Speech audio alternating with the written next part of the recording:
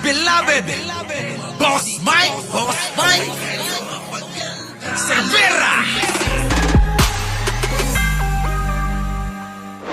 Kami sa bahay sa tinutuluyan po ni Vice President Inday Sara. Na ako po ay nag-expect na makakaharap kasi natanaw ko na po siya eh. Tapos nung nilapitan po siya ni Sir Ramil Madriaga.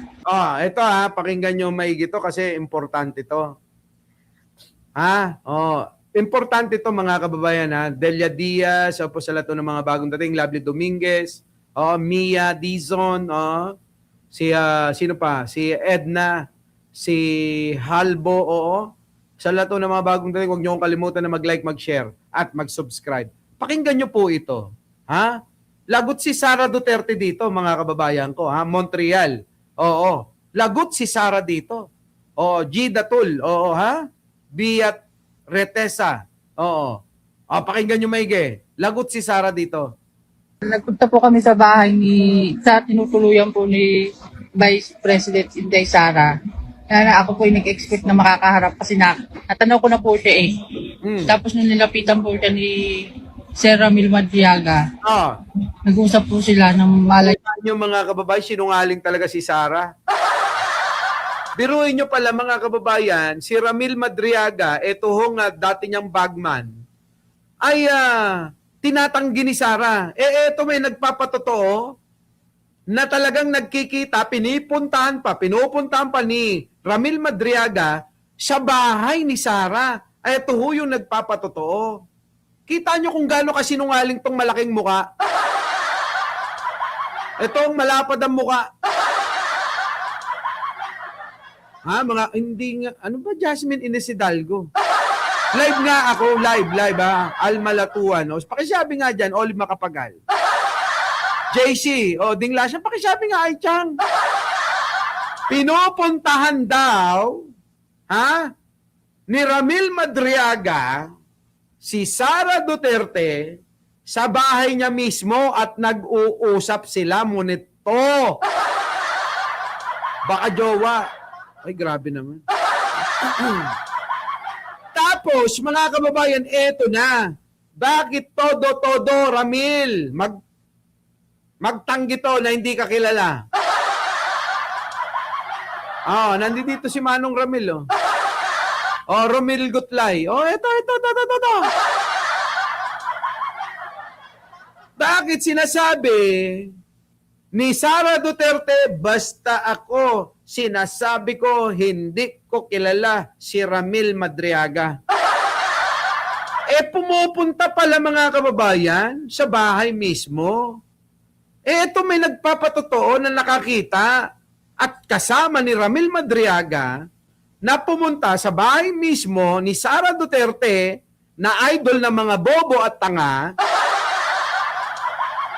Ngayon, bakit tinatanggi? Todo naman, eto naman mga kababayan ko, hindi nila mapangatwiranan yung pong mga lumalabas na mga litrato, video. Meron pang pa-video greeting, happy birthday greetings, si Sara Duterte nyo. Pansinin nyo ho, nilalayo nila dyan yung usapin yung issue. Ano po, sinisira nila yung kredibilidad ni Ramil Madriaga. Doon sa salita na hindi daw kilala ni Sara. Pero napakaraming nagsasabi, mga kababayan ko, na kilalang kilala. Naku, Gemma, Gemma HE, live tayo. Sipin nyo, dito sa sinabi, ulitin lang natin mga kababayan, Kaya pala Evangeline Sanchez, Sergeant Putik, Kuyang Ramil, maraming abogado si Sara Duterte. Eto na. Nagpunta po kami sa bahay sa tinutuluyan po ni Vice President Inday Sara. Na ako po ay nag-expect na makakaharap kasi natanaw ko na po siya eh. Tapos nung nilapitan po siya ni Sir Ramil Madriaga, nag-usap po sila ng malayuan. Pero nakita ko po sila. Kaya lang po na nag-expect ako na pati ako ay makakaharap po siya personally. Pero hindi ko po siya nakaharap. Kita nyo? Nakita sa malayuan pero hindi nakaharap ng malapitan. Pero nakita niya na nag-usap itong dalawa. Sino ho yung dalawa na tinutukoy ko, mga kababayan? Liliwanagin natin. Ang dalawa na nag-usap po, ayon po sa witness, ayon po sa saksi, ay ano? Si Sara Duterte at Ramil Madriaga, kulang na lang mag-lips to lips sila.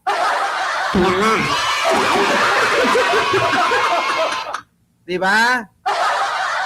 Ganun daw ka-close sila. Di ba, Romeo Cano? Shoutout dyan sa San Miguel, Bulacan. Di ba, mga kababayan ko? Sige, tuloy. Hanggang sa umalis na po kami. Kasi nagmamadali daw po may appointment. Sabi ni paring Isaka, ano ba yun? Sino yun? Isaac Barian. Siyempre, sinisafety yung sarili. Si Madriaga nga malapit ng patayin eh. Di ba? Malapit na patayin si Ramil eh. Si Manong Ramil, si Kuyang Ramil. Oo, di ba? Siyempre, babae ito. Kung hindi mo ba naman isasyado at hindi mo itatago ang pagkakakilanlan, malamang baka alam mo naman yung mga DDS. Di ba? At tuloy.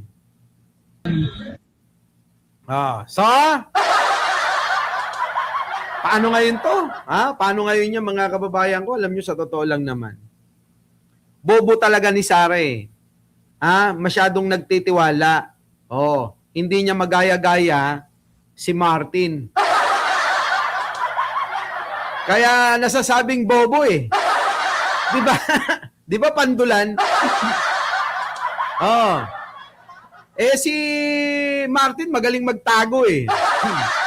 Kaya walang makita yung mga umuusig ng ebidensya eh.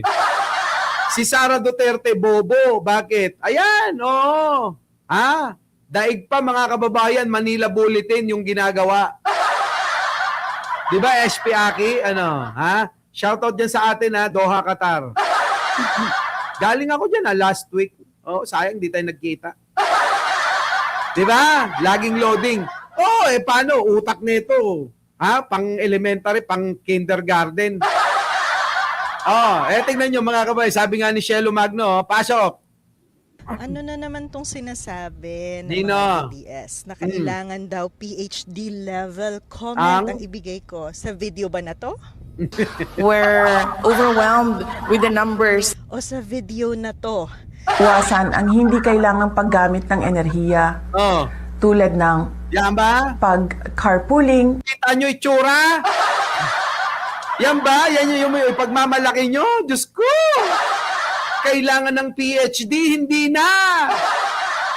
Kailangan lang sabit na kalabasa. Pwede nang ilaban kay Sara. Naalala nyo ba yun? Di ba? Anong mga bata tayo? Sabi ng mga gulang, may medal ka ba?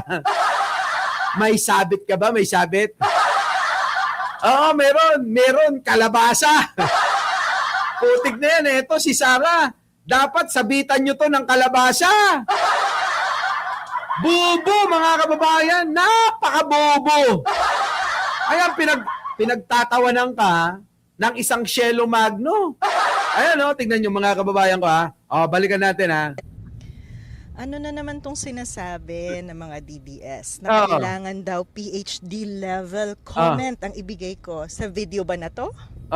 we're overwhelmed with the numbers. O sa video na to? Iwasan ang hindi kailangang paggamit ng enerhiya. Putik na yan, kailangan alam nyo, hindi na kailangan talaga. Hindi na kailangan ng PhD, mga kababayan. Kalabasa, nasabitan ka nung elementary. Kung nasabitan ka nung elementary, pwede ka nang lumaban kay Sara. Yun lang ang level ng utak niya. Hindi ho sa, mga kababayan ko, hindi po sa pamimintas kay Sara, kitang-kita nyo naman sa kanya. Di ba? Ang pwedeng ilaban lang sa kanya yung nasabitan ng kalabasa nung elementary. Elementary pa yun wag ng high school. Sasabog na utak niya. Kita nyo mga kababayan, babasa na lang ng Tagalog, hirap na hirap pa. Binabasa niya na lang, hirap na, mali-mali pa. Saan ka naman nakakita ng ganito tapos gusto nyo maging presidente? Putik na yan, mahiya naman kayo sa ibang bansa. Di ba? Oo, pinipintasan nyo si Lenny. Si Lenny, nakikipagbardagulan, nakikipagtalastasan sa mga matatalino sa ibang bansa. Si Sara Duterte nagpapa-interview sa mga bobong vlogger niya. Ano ba naman? Ang layo-layo. Sige nga, sino ba nakausap ni Sara na medyo kakaiba? Meron na ba kayong nakita na masasabi nyo na, wow, Sara, kinaya mo siya. Wow, Sara, kinaya mo. Kinaya mo ang Prime Minister ng Pluto at Mars, ha? Meron ba kayong nakitang ganon? Oh, sino nag-interview? Mga vlogger lang. Tapos yung mga vlogger na nag-interview, mga bobo pa. Ang mga tanungan, mga kababayan, ano po ang mas masarap? Pandesal o monay? Yun yung talong. Yun lang yung itatanong, mga kababayan. Ano mas masarap, pandesal o monay? Isipin nyo yan, mga kababayan ko. Si Lenny, kalahat ng kanto't sulok ng Pilipinas, pinupuntahan niya. Si Sara, ayun, nagbabakasyon siya. Tama, mali, mga kababayan ko. Tama? Ang layo ng kaibahan kay Lenny. Kung si Sara lang ang itatapat, Biruin nyo, si Lenny Robredo nung panahon na vice-presidente, lahat ng kanto't sulok ng bansa, sinusuyod niya. Wala pang confidential fund yan, Yung binigyan ng confidential fund, mga kababayan ko, saan nagpunta? Bakasyon la mierda, nood ng concert. Tapos pag-uwi, maninira pa. Kita nyo, mga kababayan ko, ang kaibahan, gamitin nyo naman yung mga utak nyo kung meron pa. Kaya nga, mga kababayan, yung mga iba, sila Guanzon, akala nyo kakampi nyo sila? Itong mga, marami dyan, sila Tikya, Guanzon, sino pa? Si Toby Chanco, sino pa? Si Erice, sino pa? Si Miao Miao, si Lebiste. Tinatanggi nila ng mga DDS sila. Bakit? Nakakahiyang maging DDS, mga tanga.